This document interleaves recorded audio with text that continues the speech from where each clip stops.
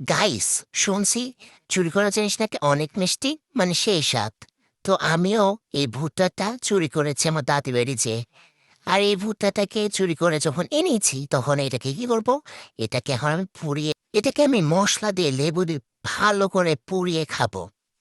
তো চুরি করা ভিআইপি জিনিস, এটাকে বানানোর জন্য তো ভালো একটা ভিডিও ব্যাকগ্রাউন্ড থাকা দরকার। তো এখানে আমি সুন্দরভাবে সেটা পরে নিয়েছি।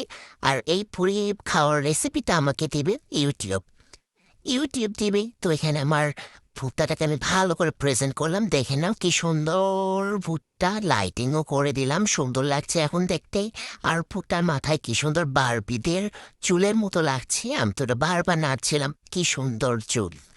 যাই হোক, এখন ভুট্টাটাকে আমি এখন ছিলবো, মানে ওর ড্রেস আপ সব খুলে ফেলবো।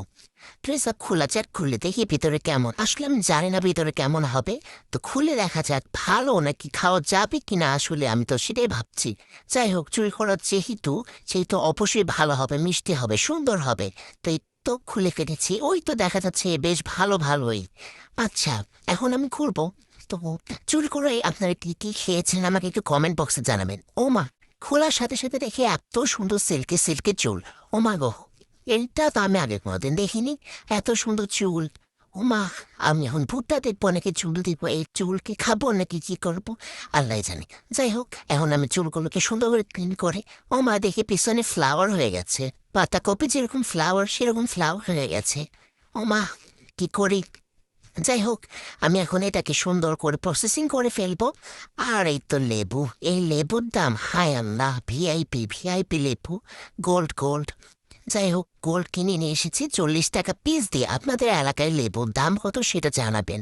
এই তো, যেহেতু ভিআইপি জিনিস, ওকেও একটু লাইটিং করে দেখিয়ে দিলাম, শো অফ।